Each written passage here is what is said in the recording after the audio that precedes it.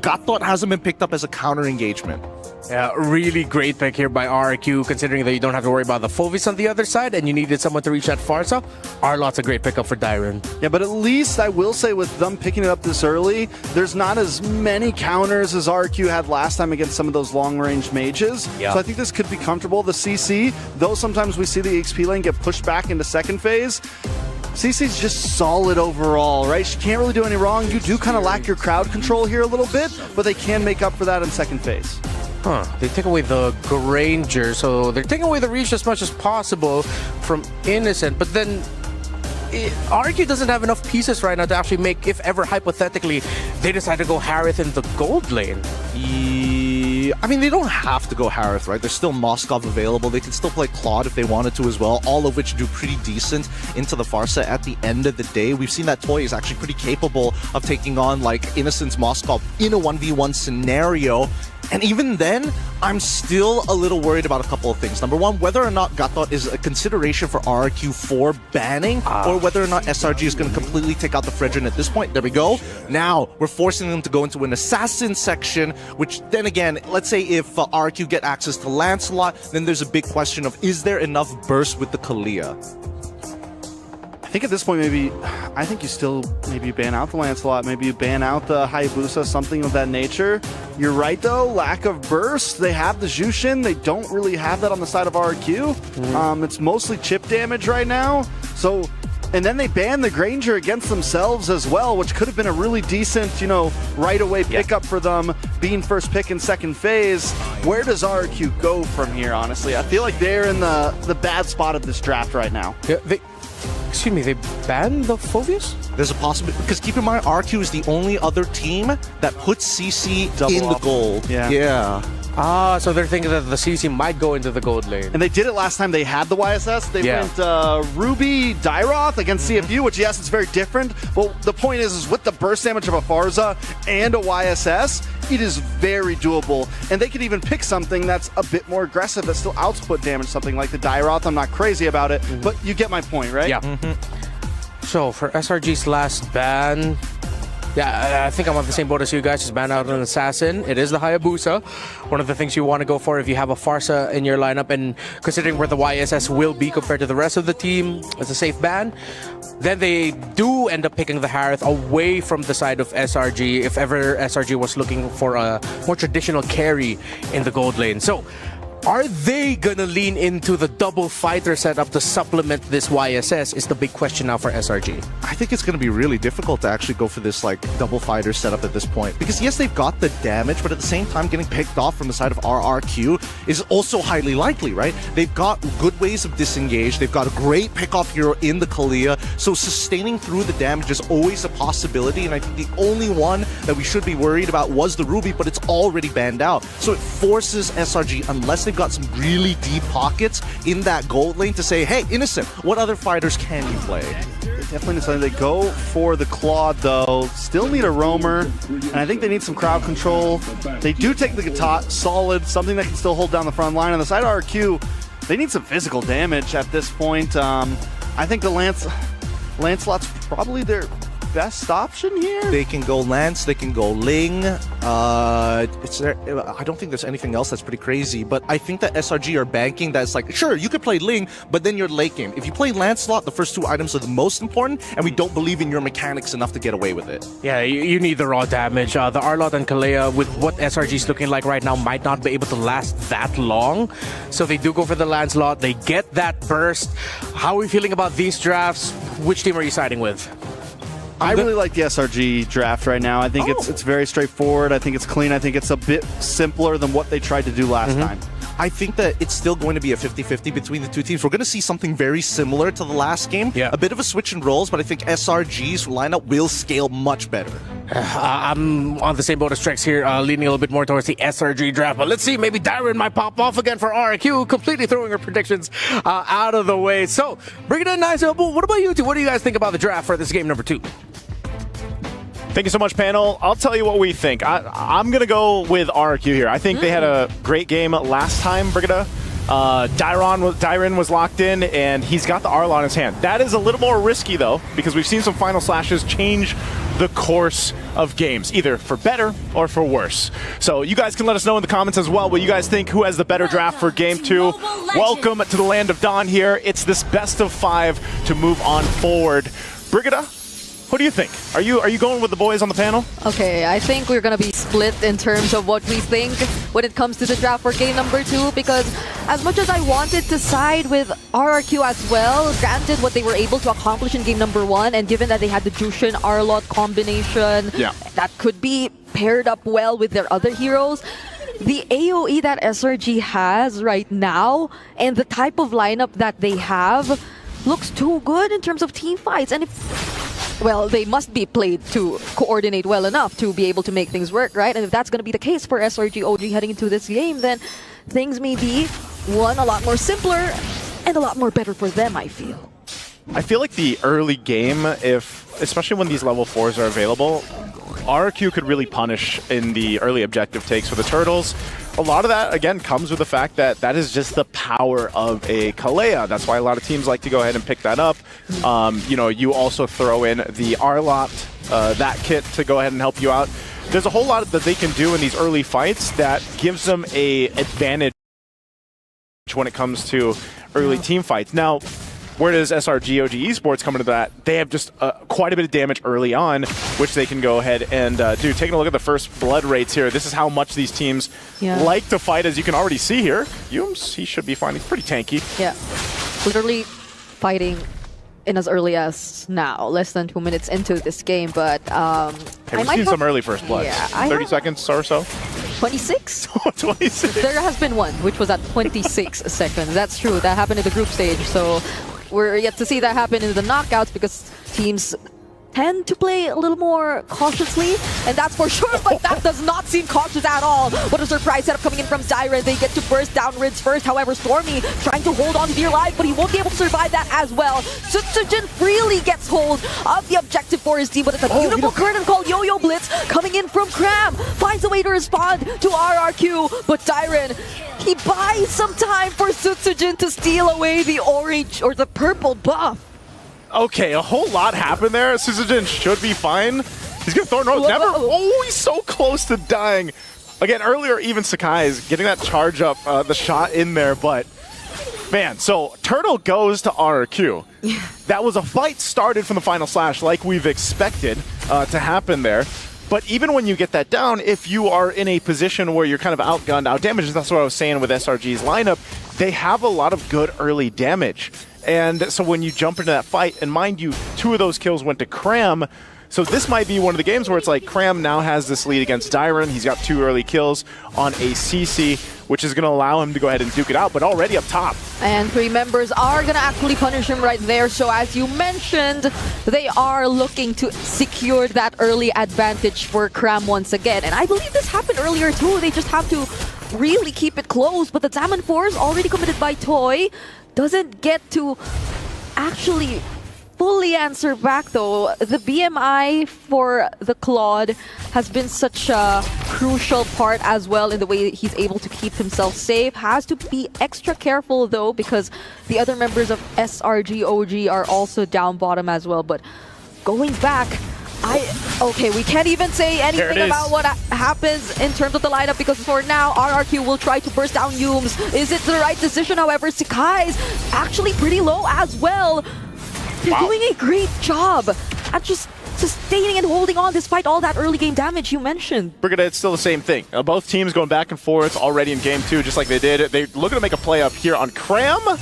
Oh, nice final slash. That's a beautiful lantern flare, final slash, but now they get tied with the curtain call. Both Idok and Dyron get taken out right before the turtle. See, that's crazy because like RRQ just ends up, you know, surviving that whole interaction in the mid lane. They could have just started probably the turtle. They go for a play up top, and now they're going to lose this objective of an SRG. Cram will go ahead and zone out as much as possible. Sutsujin, and they might get some more. I mean, they have to respect this. They flicker forward. Such an aggressive decision coming in from RRQ, and that cost Rin's his life. Dyron still decides to go in though, does use the final slash. Will he get the kill onto Sakai? He actually does. A nice follow as well coming in from Edok, but the blazing do it from Innocent might force them to get away. Zaman Force already committed by Toy, but will he be able to find a trade? Edok will fall next. Crab battling up against Toy, but finds a way to escape, but no! Hey, if they want those kills, they're gonna go for it. So many aggressive flickers being used. Finally, Cram goes down because he was 5-0 for a second there. And RRQ had to get something. They had to get a shutdown going. We're going to look at the instant replay here from STC. This was all started. Look at this. With a flicker. Rins goes forward. They get caught in a bad position, but still, it also brings it to a fight here where then Dyron can join. He uses the final slash, but this whole time, both gold laners also rotating towards this fight. I mean, if we had 51 kills earlier, I don't know how many we're going to have this time in game 2. We might be exceeding that even if the pace keeps going like this, but even despite the early lead that Cram was able to establish, or SRG OG was able to establish for their XP lane, RRQ are actually the ones who get to convert into a turret first. There's not too much of a significant lead in terms of the other laning matchups. It's just mostly really on the EXP lane. And so RRQ, I feel like that's one thing you'd really have to look at, because they tend to overextend in a way. I mean, we're still in the 6-minute mark of the game, yes, but these are decisions that can immediately be punished by a single curtain call, and that applies to whoever decides to go in, be it Rins with the flicker on the Jushin and whatnot. So like, those are things you have to calculate a bit more if you were RRQ. This is good, though, from RRQ, because, again, you know, based off the rematch that we remember seeing, or the match we remember seeing from M6, RRQ definitely comes into this series a lot more aggressive. You know, they are a team that likes to be a little more foundational, a little more stick to the book here, a lot with these objectives, and they're going to have to fight for the second turtle. They are dealing with the pressure from SRG's lineup. There's a jump on in. Oh, AOG curtain call. Beautiful call coming in from RRQ, but Sutsujin still gets the turtle for his team. Edok, though, will be punished here. Double kill for Cram. Rins just trying to scare away the other members from chasing them, but that was clearly somehow a bit more favorable for SRG. Yeah, they get a couple kills off of it. They get some pressure. They dealt with Toy. Toy was starting to scale up pretty well in this Harith. Whoa. Oh, there it is. Okay, those are very aggressive combinations coming in from SRG. And then somehow Dyron gets to cancel that feathered airstrike, but that was a close call for Rins. Okay, so going back, I know we did mention that RRQ, oh, hold on, Sutsujin, will he get to escape this? Cram doing a great job at pressuring him as he tries to defend that tier 1 down bottom. If last game we saw oh my goodness, RRQ's XP laner Dyron have a great game, now this time it's Cram's for game 2. 7-1-2 now. This CC is starting to be a really big problem. Actually, it's been a problem for the majority of the game, but whoa, hold on. That's a lot of damage coming in from Stormy. The other members didn't even have to do much. They just stood right in front of them, blocked their way to trying to cancel Stormy out or answer back, and now that's a Zaman Force coming in from Choi. Tries to burst down Cram, but he gets to bounce away. So not even, like, SRG can afford to do those kinds of plays because they have the mobility to keep themselves safe. That's one of the things that the panel is really trying to paint a picture here too. You know, there's, in terms of damage potential from RQ, it's a little bit more difficult because yes, you need the scaling from a Harith, but again, if Sutsujin hasn't been able to utilize much because of this zone potential that a Farsa gives. I know Gideon mentioned that he was a little worried about it, but so far it's working really well in terms of damage. And that's all the Farsa really does. Like, you are a big artillery setup for your team to play around that feathered airstrike. And they've done so well at catching targets. I mean, you lay that down, you have an Avatar of the Guardian, you get to jump on in. It's such a damage zone of that RRQ wants to stay away from, because that Innocent can just come through with the Blazing Duet. So we're seeing a lot of these ultimates from SRG, OG Esports work really well in conjunction with each other, and it's RRQ that's trying to scramble and be like, how do we approach these fights? What do we do? Because a lot of that is this final slash. Oh, Phantom Execution doesn't connect, but they still get the kill on Stormy. However, one man down for SRG OG. And that is one way you could also use your resources in conjunction with one another for RRQ. Like, just take them by surprise like that. They want to take down one of the biggest damage dealers. They're going to be fine. There's the initiation, though. 2 or 3 man knockup done right there, but with the Blazing Duet, SRG, OG are actually able to hold down. It's a triple for Cram, could possibly be a maniac, and he finds it on the CC. 11-1 and 3. And he's going to get the Lord. Cram is right now the team. He is doing everything. Yeah. Look at this. The initiation comes through, but Cram is fine. With a Vengeance, with as stacked as he is, he just does so much damage to RRQ around here. And, you know, you're sitting here, he gets a Maniac, and then they get the Lord. Like, how do you stop this? And this is such an interesting thing because CC takes a very specific lineup for it to really work the way it has. But so far, it's been phenomenal in the hands of Cram for Game 2, and this is giving a huge swing in favor for them. RRQ doesn't really have an answer to deal with this. We usually see CCs do well in damage, but look, he's sitting at number 1, pretty far ahead of a Farsa. That is insane that he's actually able to do that. And also, a lot of this has to do when he jumps on into this, he pops the Vengeance, and he's fine. He's also tanky and does so much damage. Yep. That'll be a lot of bounty if ever they do get to find a kill onto Cram, but that might be something that will be a bit tricky to pull off if you're RRQ because you have to pay attention to a lot of other stuff. Because the other members can decide to go in whenever they like. There's the AOG, there's the Blazing Duet, and right now you're seeing the Feathered Airstrike. They'll have to work on clearing and taking down the Lord first before they proceed with anything else. And looking at it right now, Dyren does have the Flicker if they'd want to decide to go for something, but you'd also have to consider, would it be best to actually use it as a means to cancel out the other members of SRG, OG instead? But he decides to use it as a setup, gets the follow-up from the other members, and Sekai is the first to get targeted down, but the AOG denies Substitution on the escape, and now Innocent goes in with the Blazing Duet, will find the kill onto Riz as well, and the Feathered Airstrike will nearly catch up to E-Dog. But that was clearly a decision by RRQ. They wanted to force a fight right there. That was a risk, if anything, Brigida. I mean, they chose to fight. They thought, you know, we clear the Lord, we can handle this, we're going to go for it. Now they're going to lose this base turret. And even so, it's been time and time again where we've seen this final slash used to start some of the fights, and RRQ ends up just losing it. And that's really tough because you gotta think, who do you final slash? How do you win that fight? Because even if you slash Cram into the equation, again, he's gonna pop the Vengeance, he's gonna be able to go ahead and just kind of bounce around the team from RRQ, and that was also the window for Innocent to go ahead and come in with that Blazing Duet. So you're just in a really tough situation if you're RRQ to make this lineup work. And it's really showing that the draft difference here. I mean, from start to finish so far, SRG, OG Esports has just been able to go ahead and capitalize on a lot of the decisions they made, but also just the way that this lineup works. Now it gets even more difficult to deal with Cram because he's got an immortality. And he's still on that 11-1 KDA. Now we put a bit more highlight on him.